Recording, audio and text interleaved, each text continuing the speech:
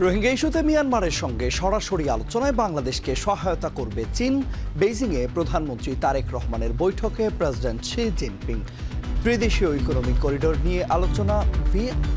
তিয়েন আনমের স্কয়ারে প্রধানমন্ত্রী তারেক রহমানের শ্রদ্ধা। ভারতের সব পুশিন চেষ্টা ঠেকিয়ে দিচ্ছে বিজেপি, দাবি স্বরাষ্ট্রমন্ত্রীর। ফেরত আনার চেষ্টা চলছে বেনজির ও হাদি হত্যায় সন্দেহভাজনদের। কাউকে ধরে বর্ডারে পুশিং করিয়ে দেওয়া এটা যথাযথ প্রক্রিয়া নয়। যদি সেরকম কোনো নাগরিক আমাদের থাকে সেই দেশে, তাদের তালিকা করে পররাষ্ট্র মন্ত্রণালয়ের মাধ্যমে পাঠাতে পারে। স্বরাষ্ট্রমন্ত্রী সকল মন্ত্রণালয়ের দায়িত্ব পালন করলেও নিজ মন্ত্রণালয়ে উদাসীন, অভিযোগ বিরোধী দলীয় নেতার। আমরা একটা পরিবর্তন পেয়েছি, এখন বাংলাদেশ আগামীতে সঠিক পথে পরিচালিত হবে।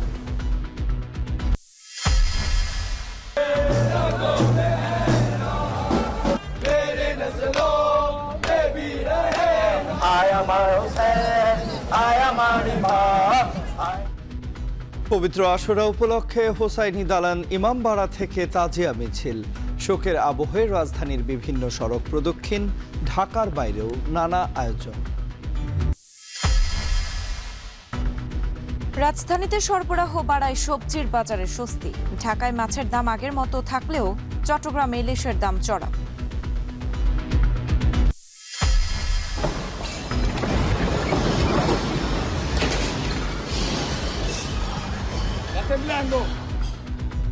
শক্তিশালী ভূমিকম্পে মৃত্যুপুরী ভেনেজুয়েলার কারাকাস। নিহত বেড়ে 235, লাখো প্রাণহানির শঙ্কা। নেমে এসেছে ভয়াবহ মানবিক বিপর্যয়।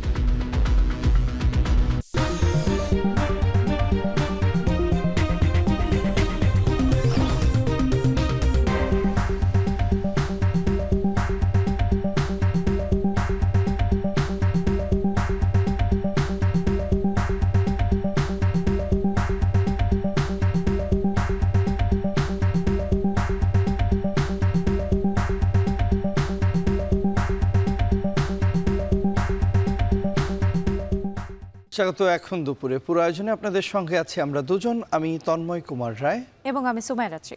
চীন সফরের শেষ দিনে বেইজিংয়ে দেশটির প্রেসিডেন্ট শি জিনপিং এর সঙ্গে দ্বিপক্ষীয় বৈঠক করেছেন প্রধানমন্ত্রী তারেক রহমান। বৈঠক শেষে প্রধানমন্ত্রীর কার্যালয়ের মুখপাত্র মাহদি আমিন জানান, রোহিঙ্গা ইস্যুতে মিয়ানমারের সাথে সরাসরি আলোচনায় অংশ নিতে বাংলাদেশকে সহযোগিতা করবে চীন। আলোচনা হয় ত্রিদেশীয় করিডোর নিয়ে।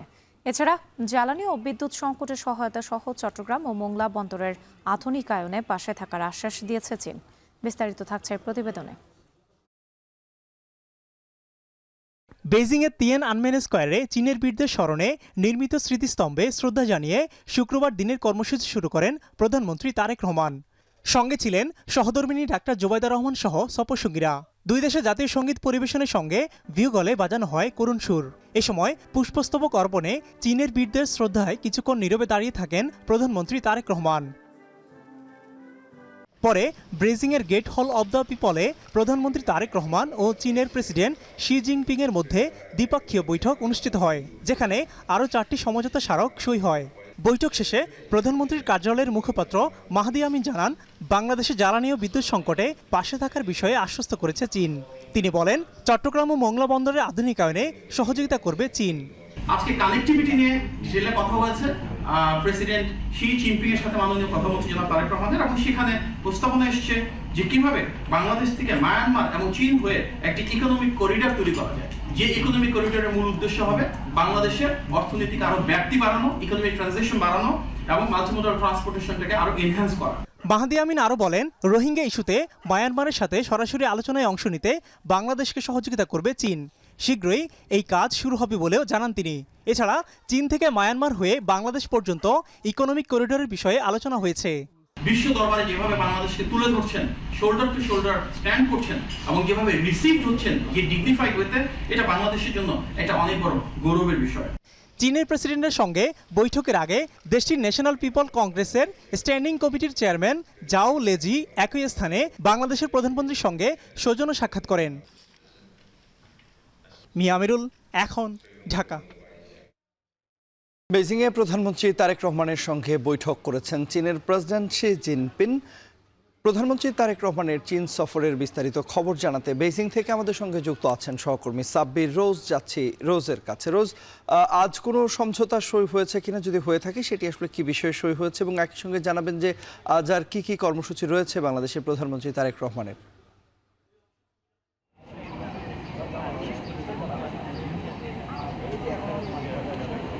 তন্ময়, আপনার শেষ প্রশ্নটি দিয়ে শুরু করি। প্রধানমন্ত্রী তারেক রহমানের আজকের কর্মসূচি শেষ হয়েছে চীনের প্রেসিডেন্ট শি জিনপিংয়ের সঙ্গে বৈঠকের মধ্যে দিয়ে, যে বৈঠকটি অত্যন্ত গুরুত্বপূর্ণভাবে দেখছে বাংলাদেশ সরকার, বা তারা এই সফরের মধ্যে সবচেয়ে গুরুত্বপূর্ণ বৈঠকটি ছিল আজ চীনের প্রেসিডেন্টের সাথে। সেই জায়গা থেকে এখন পর্যন্ত তারেক রহমানের এই যে 5 দিনের কর্মসূচি, সেই কর্মসূচির মধ্যে মোট 17টি সমঝোতা স্বাক্ষরিত হয়েছে, যার মধ্যে 13টি সরাসরি দুই দেশের সরকারের মধ্যে, 3টি বাংলাদেশের বিনিয়োগ উন্নয়ন কর্তৃপক্ষ অর্থাৎ বিদার সাথে, এবং একটি চীনের কমিউনিস্ট পার্টির সাথে বাংলাদেশ জাতীয়তাবাদী দল অর্থাৎ রাজনৈতিক দলগুলোর মধ্যে। কিছুক্ষণ আগে প্রধানমন্ত্রী তারেক রহমান কিন্তু তিনি এখন বেইজিং আন্তর্জাতিক বিমানবন্দরে রয়েছেন, এবং তিনি ঠিক 5টায় স্থানীয় সময় এবং বাংলাদেশ সময় ঠিক 3টায় তিনি বাংলাদেশের উদ্দেশ্যে রওনা করবেন। এবং কিছুক্ষণ আগে তার প্রেস উইংয়ের পক্ষ থেকে আমাদেরকে জানানো হয়েছে যে এই প্রেসিডেন্টের সাথে বৈঠকের পর যে বিষয়গুলো নিয়ে কথা হয়েছে তার মধ্যে মূল বিষয়গুলো ছিল রোহিঙ্গা ইস্যু, এবং পাশাপাশি ছিল একটা করিডোর ইস্যু। এর পাশাপাশি কিছু বিনিয়োগ বাড়াতে বাংলাদেশের সাথে বা একযোগে কাজ করার কথা জানিয়েছে চীন। সে জায়গা থেকে রোহিঙ্গা প্রত্যাবাসনে চীন বলেছে মায়ানমারের সাথে সরাসরি বৈঠকের একটি আয়োজন করবে, এবং সেই কাজটি দ্রুতই শুরু হওয়ার কথা কিন্তু জানানো হয়েছে। এর পাশাপাশি মায়ানমারের ভেতর দিয়ে বাংলাদেশ পর্যন্ত চীন থেকে করিডোরের প্রস্তাব করেছে চায়না সরকার। সেই জায়গাতে একটি মাইল ফলক হিসেবে মনে করা হচ্ছে, সেটি প্রস্তাবের মধ্যেই আসলে সীমাবদ্ধ রয়েছে। এর পাশাপাশি আরও বেশ কিছু গুরুত্বপূর্ণ বিষয়, যেমন মংলা বন্দর থেকে শুরু করে চট্টগ্রাম পোর্ট থেকে শুরু করে সেই আধুনিকায়নের যে বিষয়গুলো রয়েছে, ব্যবসা বাণিজ্যের ক্ষেত্রে উন্নত বিশ্বের সাথে বাংলাদেশের ব্যবসা বাণিজ্য প্রসার করতে চীন বলেছে বাংলাদেশের পাশে থাকবে। এবং এই যে প্রধানমন্ত্রী এবং চীনের প্রেসিডেন্টের বৈঠকের মধ্যে দিয়ে একটি অংশীদারিত্বপূর্ণ বা সর্বদা একটি অংশীদারিত্বপূর্ণ সম্পর্কের একটি সমঝোতা হয়েছে, যেখানে বাংলাদেশের সার্বিক উন্নয়নে পাশে থাকার প্রতিশ্রুতি ব্যক্ত করেছে চীন। এর পাশাপাশি আমরা দেখেছি প্রধানমন্ত্রী তারেক রহমান কিন্তু এই সফরের যে মূল উদ্দেশ্য ছিল বিদেশি বিনিয়োগকারীদের বাংলাদেশে আকৃষ্ট করা, এবং সেই জায়গা থেকে তিনি এই 5 দিনের চীন সফরে এইটি স্পষ্ট করেছেন যে বাংলাদেশে এখন বিনিয়োগের পরিবেশ রয়েছে, কোনো ঋণ নির্ভর উন্নয়ন নয়, এই সরকারের উন্নয়ন অবকাঠামো হবে বিনিয়োগ নির্ভর, এমন বার্তাটি স্পষ্ট হয়েছে। তো তন্ময়, প্রধানমন্ত্রীর এই আনুষ্ঠানিকভাবে চীন সফরের 5 দিনের কর্মসূচি শেষ হয়েছে। তিনি এখন বাংলাদেশের উদ্দেশ্যে রওনা করবেন ঠিক 1 ঘন্টা পর। সহকর্মী সাব্বির রোজ যুক্ত হয়েছিলেন বেইজিং থেকে। ভারতের সব পুশিন চেষ্টা ঠেকিয়ে দিচ্ছে বিজিবি, এমন দাবি করেছেন স্বরাষ্ট্রমন্ত্রী সালাউদ্দিন আহমদ। বিজিবির কঠোর অবস্থানের কারণে ভারত সীমান্তে এখনও পুশ ইন হয়নি বলে জানান তিনি। শুক্রবার সকালে রাজধানীর ওসমানী স্মৃতি মিলনায়তনে আন্তর্জাতিক মাদক বিরোধী দিবসের আলোচনা শেষে সাংবাদিকদের প্রশ্নের জবাবে এসব কথা জানান স্বরাষ্ট্রমন্ত্রী। তিনি আরও জানিয়েছেন, ভারতে কোনো অবৈধ বাংলাদেশি থাকলে সেটি যথাযথ কূটনৈতিক চ্যানেলের মাধ্যমে বাংলাদেশকে জানাতে ভারতকে আহ্বান জানানো হয়েছে। এছাড়া সাবেক আইজিপি বেনজির ও হাদি হত্যায় জড়িত সন্দেহভাজনদের কূটনীতিক প্রক্রিয়ায় ফেরত আনার চেষ্টা চলছে বলেও জানান তিনি। পররাষ্ট্র মন্ত্রণালয়ের মাধ্যমে সেটা ইউই গভর্নমেন্টের কাছে গিয়েছে, আমাদের এমবেসি ইউই গভর্নমেন্টের কাছে হস্তান্তর করেছে কয়েকদিন আগে। শহীদ উসমান হাদির হত্যাকারীদের মধ্যে 3 জন ভারত সরকার গ্রেফতার করেছে। ভারত সরকারের কাছে তাদেরকে ফেরত পাওয়ার জন্য, রিপেট্রিয়েট করার জন্য এক্সট্রাডিশন চুক্তি মোতাবেক প্রয়োজনীয় কাগজপত্র এবং ওয়ারেন্ট সহকারে আমাদের কাগজপত্র তখনই পাঠিয়েছে। কাউকে ধরে বর্ডারে পুশিং করিয়ে দেওয়া এটা যথাযথ প্রক্রিয়া নয়। যদি সেরকম কোনো নাগরিক আমাদের থাকে সেই দেশে, তাদের তালিকা করে পররাষ্ট্র মন্ত্রণালয়ের মাধ্যমে পাঠাতে পারে। আমাদের ডিউ প্রসেস হচ্ছে আমরা তাদের ন্যাশনালিটি ভেরিফিকেশন করব। যদি সেরকম হয় আমরা আইনি প্রক্রিয়ার মাধ্যমে তাদেরকে ফেরত আনতে পারি। গাইবান্ধা ও লক্ষ্মীপুরের ঘটনা উল্লেখ করে দেশে আইন শৃঙ্খলা পরিস্থিতির চরম অবনতি হয়েছে বলে দাবি করেছেন সংসদের বিরোধী দলীয় নেতা ও জামায়াতের আমির ডাক্তার শফিকুর রহমান। বলেন, স্বরাষ্ট্রমন্ত্রী সকল মন্ত্রণালয়ের দায়িত্ব পালন করলেও নিজ মন্ত্রণালয়ের ব্যাপারে তিনি উদাসীন। রাজধানীর মগবাজারে জামায়াতে ইসলামের কেন্দ্রীয় সূরা সদস্যদের নিয়ে দিনব্যাপী বৈঠকের উদ্বোধনী বক্তব্যে তিনি এসব কথা বলেন। অনুষ্ঠানে জামায়াত আমির বলেন, সরকার ৭০% জনগণের দেয়া গণভোটের রায় অগ্রাহ্য করেছে। বিরোধী দল হিসেবে জামায়াত জনগণকে সাথে নিয়ে এই দাবি আদায় করবে বলেও জানান তিনি। শাসন ব্যবস্থায় একচেটিয়া ক্ষমতার অবসান ঘটিয়ে ক্ষমতার ভারসাম্য বজায় রাখার প্রতি গুরুত্ব আরোপ করেন তিনি। দেশের আইন শৃঙ্খলা পরিস্থিতির কঠোর সমালোচনা করে জামায়াত আমির দেশের আইন শৃঙ্খলা পরিস্থিতি স্বাভাবিক রাখতে সরকারের প্রতি আহ্বান জানান। এ সময় তিনি সরকারের ভালো উদ্যোগ সহযোগিতার আশ্বাস দেন। তিনি গণবিরোধী কিছু করা হলে এক চুল পরিমাণ ছাড় দেয়া হবে না বলে হুঁশিয়ারি দেন।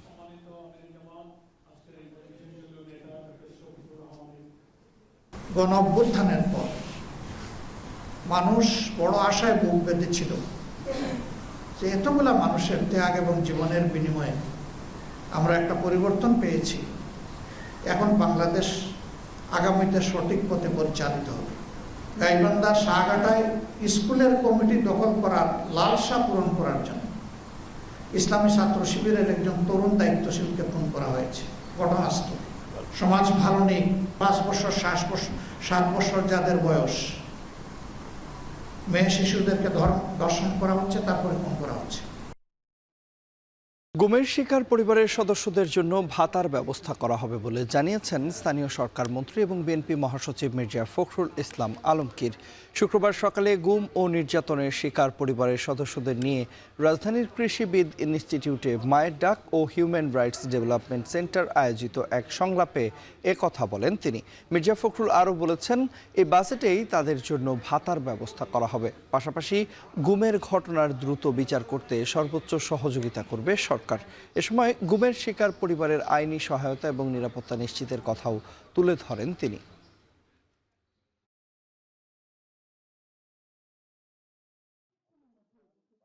মুক্তিযোদ্ধাদের ভাতা দেওয়া হয়, জুলাই যোদ্ধাদের ভাতা দেওয়া হয়, তাহলে গুম হয়ে পরিবারগুলোকে কেন ভাতা দেওয়া হবে না? অবশ্যই ভাতা দিতে হবে এবং সেটা আমরা এই বাজেটেই তার প্রভিশন রাখার ব্যবস্থা করবো ইনশাআল্লাহ। আমরা আমাদের রাষ্ট্র হিসেবে আমরা তাদের সহযোগী হিসেবে তাদের পাশে দাঁড়াতে পারি, তাদেরকে সাহস দিতে পারি। যখন এই বাচ্চাগুলো বড় হচ্ছে, ভালো স্কুলে পড়া, একটু ভালো থাকা এবং তাদের ভবিষ্যৎকে নির্মাণ করবার জন্য সুযোগ সৃষ্টি করে দেওয়া, এই বিষয়গুলো রাষ্ট্র করতে পারে। আজ পবিত্র আশুরা। বাংলাদেশ সহ বিশ্বের বিভিন্ন দেশে যথাযোগ্য ধর্মীয় মর্যাদা ও ভাব গাম্ভীর্যের সঙ্গে পালিত হচ্ছে দিনটি। সকালে এই উপলক্ষে তাজিয়া মিছিল বের করে শিয়া সম্প্রদায়ের অনুসারীরা। পুরান ঢাকার হোসাইনি দালান ইমামবাড়া থেকে শোক মিছিল বের করে তারা। পরে তা শেষ হয় ধানমন্ডিতে গিয়ে। বিস্তারিত থাকছে প্রতিবেদনে।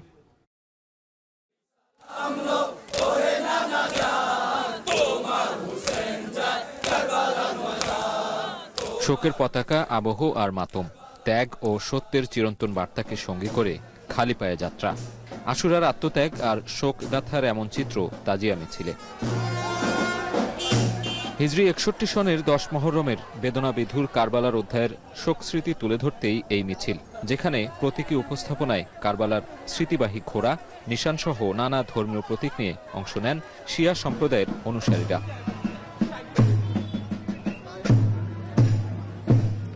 মিছিলে অংশগ্রহণকারীরা বলেন, কারবালার আত্মত্যাগের শিক্ষা মানবতার কল্যাণে কাজে লাগানোর পাশাপাশি সত্য, ন্যায় ও মানবিক মূল্যবোধ প্রতিষ্ঠা করতে হবে। শান্তির বার্তা, শান্তি নিয়ে থাকতে চাই, সেটা হিন্দু হোক মুসলমান হোক, আমরা সবাই একসাথে মিলেমিশে থাকতে চাই। হোসেন শুধু একা কারো না, হোসেন কোনো জাতির না, হোসেন সবার হোসেন। সামনে আসতেছে ফিতনা দুনিয়া, আমরা চাই না আমাদের কোনো ভাই কোনো জায়গায় ফিতনায় পড়ে থাক। আমরা সবাই আসল দিন নিয়ে চলাফেরা করবো ইনশাআল্লাহ। তাজিয়া মিছিল থেকে সমস্ত জুলুম অবিচারের বিপরীতে ন্যায় প্রতিষ্ঠায় জাতি ধর্ম নির্বিশেষে ঐক্যবদ্ধ হবার আহ্বান মুসল্লিদের। ইমাম হোসেন আলাইহিস সালামের পরিবারের উপর যে নির্মমভাবে অত্যাচার করা হয়েছে, তারই একটা পেগাম জানানোর জন্য সবাই এখানে আসছে আজাদারি করতে। আমরা যদি ওনার পথ অনুসরণ করে সমাজে ইসলামী নীতি অনুসরণ করে, তাহলে শান্তি শৃঙ্খলা বজায় আসবে। প্রতিটা জাতির জন্য ইমাম হোসেনের এই আত্মত্যাগ অনেক বড় শিক্ষা। সত্য অন্যায়ের বিরুদ্ধে কখনোই যাতে কেউ মাথা নত না করে। তাজিয়া মিছিলকে কেন্দ্র করে আইনশৃঙ্খলা বাহিনীর পক্ষ থেকে নেওয়া হয় কঠোর নিরাপত্তা ব্যবস্থা। নগরীর গুরুত্বপূর্ণ মোড়ে মোড়ে মোতায়েন করা হয় অতিরিক্ত পুলিশ সদস্য। এর আগে সকাল থেকে পুরান ঢাকার হোসেনি দালানে জড়ো হতে থাকেন শিয়া সম্প্রদায়ের অনুসারী সহ বিভিন্ন ধর্মপ্রাণ মানুষ। কাফেলায় অংশ নেন নারী, পুরুষ, শিশু, বৃদ্ধ সহ হাজারো মানুষ। তাদের মতে, অন্যায় আর ষড়যন্ত্রের বিরুদ্ধে সত্য ও ন্যায় প্রতিষ্ঠায় ইমাম হুসাইনের মহিমা সমুজ্জ্বল থাকবে যুগ যুগ ধরে।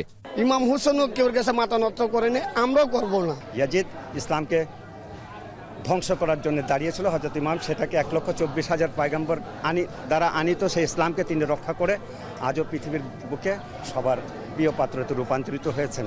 বিশ্বের সর্বশ্রেষ্ঠ শক্তির কাছেও তারা মাথা নত করেননি। এই শিক্ষা তো আমরা অলরেডি এটা প্রতিফলিত হয়েছে। ইনশাআল্লাহ এটা প্রতিফলিত হতে থাকবে, সবসময় যুগে যুগে থাকবে।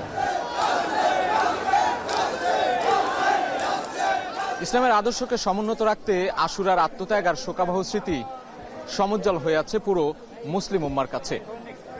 আশুরার এই আত্মত্যাগ আগামী দিনে সত্য ও ন্যায় প্রতিষ্ঠায় পাথেয় হয়ে থাকবে পুরো মুসলিম উম্মার কাছে, এমনটাই মত শিয়া সম্প্রদায়ের মানুষদের। সাজিদ আরাফাত, এখন, ঢাকা। এদিকে ঢাকার বাইরেও ধর্মীয় ভাব গাম্ভীর্য, শোক মিছিল সহ নানা আনুষ্ঠানিকতায় পালিত হচ্ছে পবিত্র আশুরা। 10 মহরমের আনুষ্ঠানিকতার অংশ হিসেবে তাজিয়া মিছিলে অংশ নেয় হাজারো মানুষ। কারবালার শোকাবহ ঘটনার বর্ণনা করে মিছিলে অংশ নেয়া ধর্মপ্রাণ মুসলিমরা।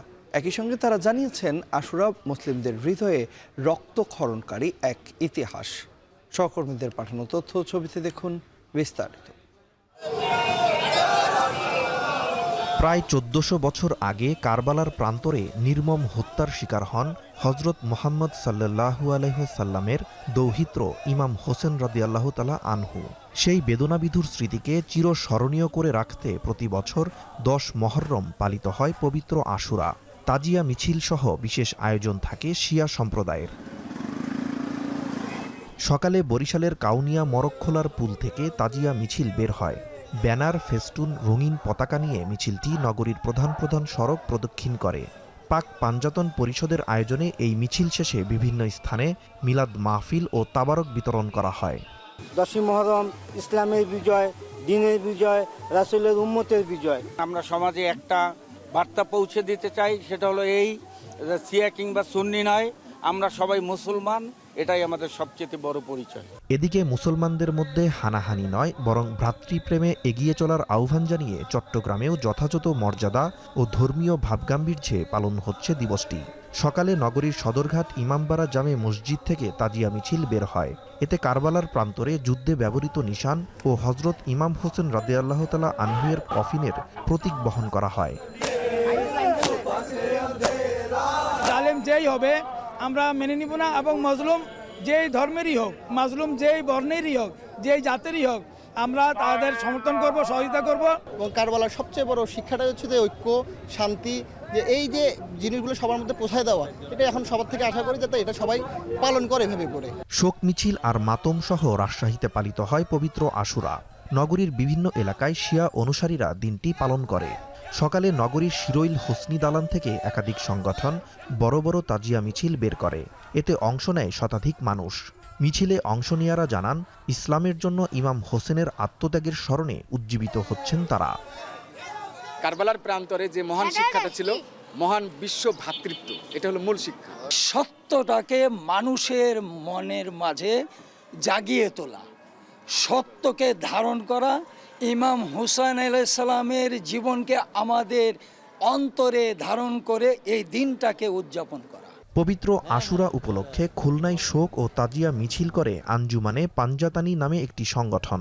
সকালে নগরীর সাউথ সেন্টার রোড থেকে মিছিলটি বের হয়। এ সময় শিয়া অনুসারীদের কণ্ঠে শোনা যায় হাই হোসেন মাতম। এছাড়া দোয়া মাহফিলের সাথে নানা সংগঠনের আলোচনায় দিবসটির গুরুত্ব ও তাৎপর্য তুলে ধরা হয়। নাজমুস সাকিব সামি, এখন।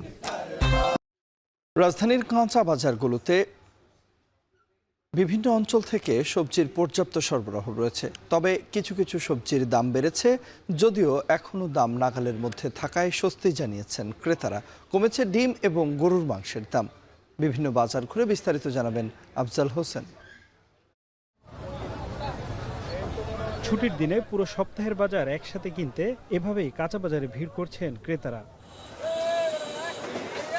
রাজধানীর পাইকারি বাজারে দেশের বিভিন্ন প্রান্ত থেকে সবজির পর্যাপ্ত সরবরাহ রয়েছে, তবে কিছু কিছু সবজির দাম সামান্য বেড়েছে, যদিও এখনও দাম নাগালের মধ্যে থাকায় স্বস্তি জানিয়েছেন ক্রেতারা।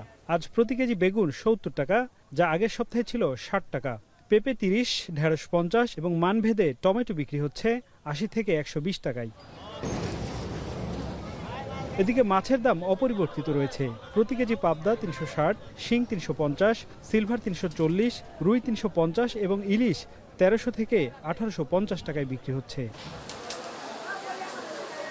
স্বস্তি রয়েছে মশলার বাজারে। জিরা প্রতি কেজিতে কমেছে প্রায় ১০০ টাকা। ঈদের পর বাড়েনি অন্য কোনো মশলার দাম। এদিকে কেজিতে ৫ টাকা বেড়ে ব্রয়লার মুরগি এখন ১৬০ টাকা। অপরিবর্তিত রয়েছে সোনালী এবং লেয়ারের দাম। প্রতি ডজন ডিমের দাম ১১০ টাকা। যাত্রাবাড়িতে কেজিতে ৭০০ টাকায় বিক্রি হচ্ছে গরুর মাংস, তবে কাউরান বাজারে প্রতি কেজি গরুর মাংস ৭৫০ টাকা। আগের মতোই ১২৫০ টাকায় মিলছে খাসির মাংস। আফজাল হোসেন, এখন, ঢাকা।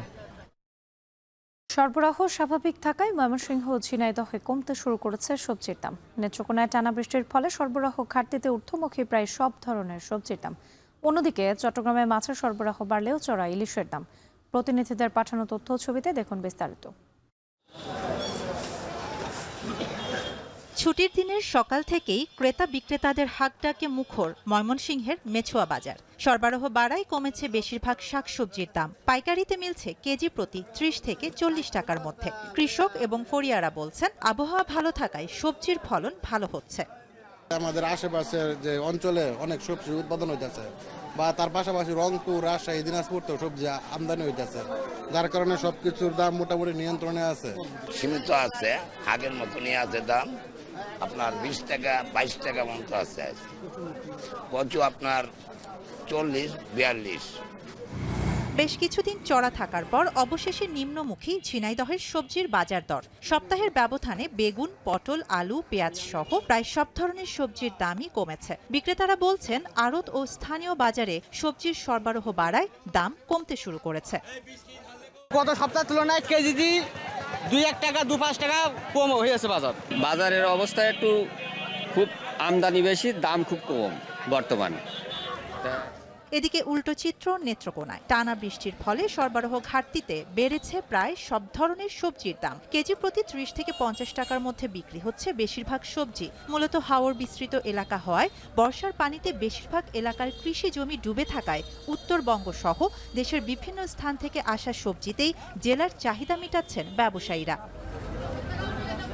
বাজারের অবস্থা এখন তো ঘন ঘন বৃষ্টি হচ্ছে, এজন্য তরকারি একটু কম হচ্ছে।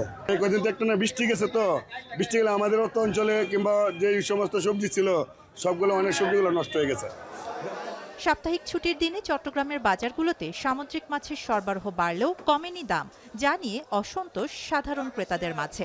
বাজারে আকারভেদে প্রতি কেজি ইলিশ বিক্রি হচ্ছে ২৫০০ থেকে ৩০০০ টাকায়। ব্যবসায়ীরা বলছেন, সাগরে মাছ আহরণ ও পরিবহনের খরচ বাড়ার প্রভাব পড়েছে সামুদ্রিক মাছের খুচরা মূল্যে। তবে কিছুটা স্থিতিশীল মিঠা পানির মাছের দর।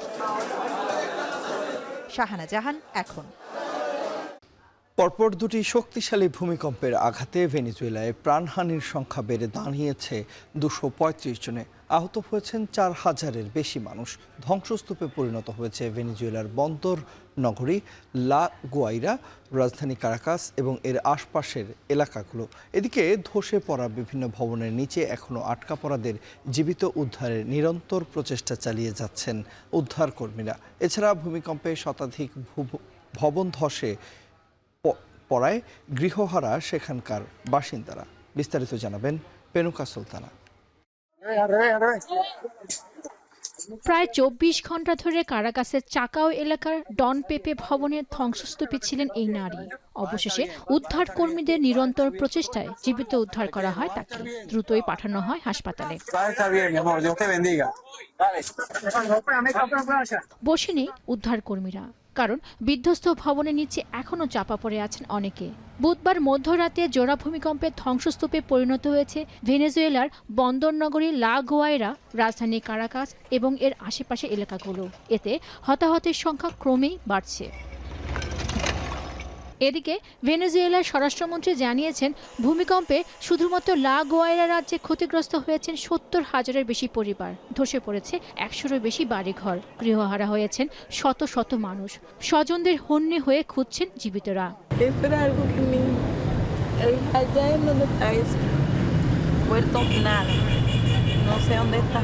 Montaron una tanqueta y vengan a echarle bola al pueblo, a ayudar al pueblo.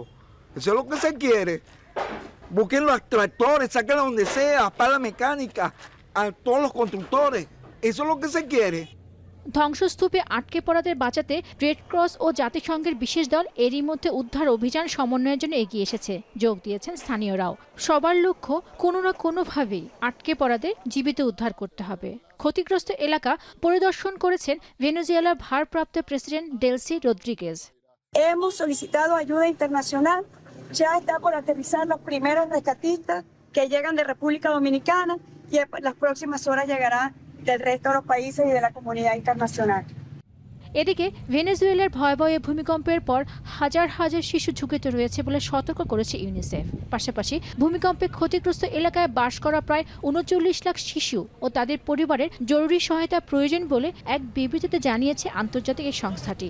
এরই মধ্যে ভূমিকম্প মোকাবেলায় কারাকাসকে দ্রুত সহায়তা করার জন্য ভেনেজুয়েলার ওপর থেকে নিষেধাজ্ঞা তুলে নিতে যুক্তরাষ্ট্র ও অন্যান্য দেশগুলোকে আহ্বান জানিয়েছে যুক্তরাষ্ট্র ভিত্তিক centre for economic and policy research.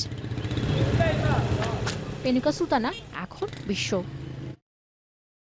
ভূমিকম্পে বিধ্বস্ত ভেনেজুয়েলার জন্য $15 কোটি সহায়তার ঘোষণা দিয়েছেন মার্কিন প্রেসিডেন্ট ডোনাল্ড ট্রাম্প। এছাড়াও মার্কিন সামরিক বাহিনীর পক্ষ থেকে এয়ারক্রাফট ও ট্রান্সপোর্ট শিপ পাঠানোর কথাও বলেন তিনি। এছাড়াও মেক্সিকো, চিলি, ডোমিনিকান রিপাবলিকান এবং এল সালভাদর, পানামা থেকে উদ্ধার অভিযানে যোগ দিয়েছে কর্মীরা। ধ্বংসস্তূপ থেকে অনেককে জীবিত উদ্ধার করা যাবে বলেও আশা প্রকাশ করেছেন দেশটির ভারপ্রাপ্ত প্রেসিডেন্ট ডেলসি রদ্রিগেজ। জরুরি প্রয়োজনে বাড়ির বাইরে গিয়েছিলেন ভেনেজুয়েলার এই নারী। ফিরে এসে দেখতে পেলেন ধ্বংসস্তূপের নিচে চাপা পড়ে আছে স্বামী, সন্তান।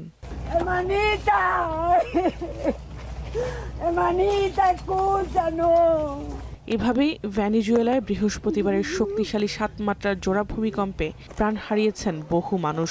কয়েক মিনিটেই ধূলিসাৎ হয়েছে হাজারো স্বপ্ন। পাখির চোখে কারাকাসের পশ্চিমের লা গুয়াইরা শহরের চিত্র তারই প্রমাণ। কোথাও বহুতল ভবন মিশে আছে মাটির সঙ্গে, কোথাও বা কঙ্কালসার ইট পাথর ঠায় দাঁড়িয়ে আছে। তবে এর মধ্যেও কিছু ভাগ্যবান রয়েছে যাদেরকে ধ্বংসস্তূপে চাপা পড়া ২৪ ঘন্টা পরেও জীবিত উদ্ধার করা হয়েছে। মৃত্যুঞ্জয়দের দুর্বিষহ অভিজ্ঞতায় শিউরে উঠছেন অনেকে। হাতে গোনা কয়েকজনকে জীবিত উদ্ধার করা হলেও ধ্বংসস্তূপের নিচে চাপা পড়ে আছে বহু মানুষ। তাই আন্তর্জাতিক মহলে উদ্ধার অভিযানে সহায়তার আহ্বান জানিয়েছেন দেশটির ভারপ্রাপ্ত president. Hemos solicitado ayuda internacional. Ya está por aterrizar los primeros rescatistas que llegan de República Dominicana y en las próximas horas llegará del resto de los países y de la comunidad internacional. ধ্বংস হওয়া হাসপাতাল ও ঘরবাড়ি পুনর্নির্মাণের জন্য প্রাথমিকভাবে $200 million পুনর্গঠনের তহবিল ঘোষণা দিয়েছেন তিনি। এছাড়াও ক্ষয়ক্ষতি সামলাতে ব্যবসায়ীদের ঋণ সহায়তা দেওয়ার কথাও জানান। যুক্তরাষ্ট্রসহ বিশ্বের বিভিন্ন দেশ এরই মধ্যে ভেনেজুয়েলার দিকে সহায়তার হাত বাড়িয়েছে। ক্ষতিগ্রস্তদের $15 কোটি সহায়তার ঘোষণা দিয়েছেন মার্কিন প্রেসিডেন্ট ডোনাল্ড ট্রাম্প। এছাড়াও মার্কিন সামরিক বাহিনীর পক্ষ থেকে এয়ারক্রাফট ও ট্রান্সপোর্ট শিপ পাঠানোর কথাও রয়েছে। We took over Venezuela in less than 1 day, and the oil is flowing, and we're getting along with them great. We're going to, by the way, help them with their they had a tremendous earthquake last night that you read about, massive in Caracas. যুক্তরাষ্ট্র ছাড়াও Mexico, Chile, Dominican Republic, El Salvador, Panama সহায়তার হাত বাড়িয়ে দিয়েছে ভেনেজুয়েলাবাসীর জন্য। জাহানারা ভুঁইয়া, এখন বিশ্ব। যথাযথ ধর্মীয় ভাবগাম্ভীর্যের মধ্য দিয়ে দেশে দেশে পালিত হচ্ছে পবিত্র আশুরা। কারবালার ইমাম হোসেনের মাজার জিয়ারত এবং শরীরে আঘাতের মাধ্যমে শোক পালন করেছেন ইরাকের শিয়া মুসলিমরা। ঐতিহ্য মেনে তেহরানের রাস্তায় তাঁবু পুড়িয়ে ও বাদ্যযন্ত্র বাজিয়ে দিনটি উদযাপন করছে ইরানবাসী। এছাড়া ইয়েমেন ও লেবাননেও পালিত হচ্ছে পবিত্র আশুরা। জাহানারা ভুইয়ার আরেকটি প্রতিবেদন।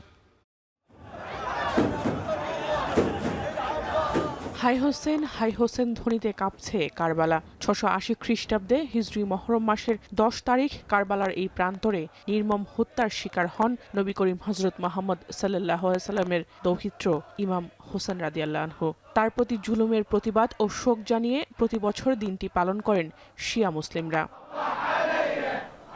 বৃহস্পতিবার ইমাম হোসেনের মাজার জিয়ারতে কারবালায় জড়ো হন লাখ লাখ মানুষ। গায়ে কালো পোশাক ও কণ্ঠে শোকের মাতম। ইমাম হোসেনের প্রতি হওয়া অন্যায়ের জন্য ক্ষমা প্রার্থনা করেন শিয়া মুসলিমরা। আশুরা পালন করেছেন শিয়া অধ্যুষিত সবচেয়ে বড় মুসলিম দেশ ইরান। ঐতিহ্য মেনে ইরানের রাস্তায় তাঁবু পুড়িয়ে ও বাদ্যযন্ত্র বাজিয়ে দিনটি উদযাপন করেন তারা। তবে ইরানবাসীর জন্য এবারের আশুরায় ভিন্ন আবহ দেখা যাচ্ছে। দেশটির প্রয়াত নেতা আয়াতুল্লাহ আলী খামেনির মৃত্যু ও যুক্তরাষ্ট্র ইসরায়েল হামলায় 3000 মানুষের প্রাণহানি কোনোভাবেই যেন মেনে নিতে পারছে না তারা। তাই যুদ্ধবিরতি চুক্তিতে শর্ত পালনে যুক্তরাষ্ট্রকে ছাড় না দেওয়ার আহ্বান সাধারণ জনগণের।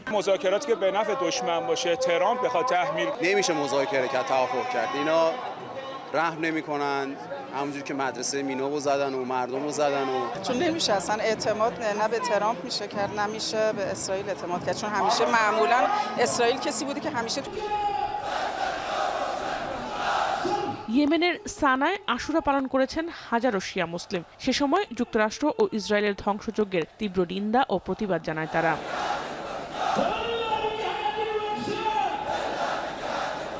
ইরান, ইরাক, ইয়েমেন ছাড়াও লেবানন সহ বিশ্বের দেশে দেশে পালন করা হচ্ছে পবিত্র আশুরা। জাহানারা ভুইয়া, এখন বিশ্ব। শিক্ষার্থী ও যুব সমাজকে মাদক ও প্রযুক্তি আসক্তি থেকে দূরে রাখতে খেলাধুলার আয়োজনকে সরকার সবচেয়ে গুরুত্ব দিচ্ছে বলে জানিয়েছেন যুব ও ক্রীড়া প্রতিমন্ত্রী আমিনুল হক। 1 জুলাই থেকে শুরু হচ্ছে নতুন করে স্পোর্টস প্রতিযোগিতার দ্বিতীয় পর্ব। শুক্রবার ঢাকা বিশ্ববিদ্যালয়ে আন্তঃবিশ্ববিদ্যালয় সাঁতার প্রতিযোগিতা উদ্বোধনী অনুষ্ঠানে এসব কথা বলেন যুব ও ক্রীড়া প্রতিমন্ত্রী। এ সময় তিনি বলেন, সারা দেশ থেকে বিভিন্ন ইভেন্টে খেলোয়াড় তৈরি করতে কাজ শুরু করেছে সরকার। 4টি বিশ্ববিদ্যালয়ে সাঁতার প্রতিযোগিতায় অংশ নিচ্ছেন।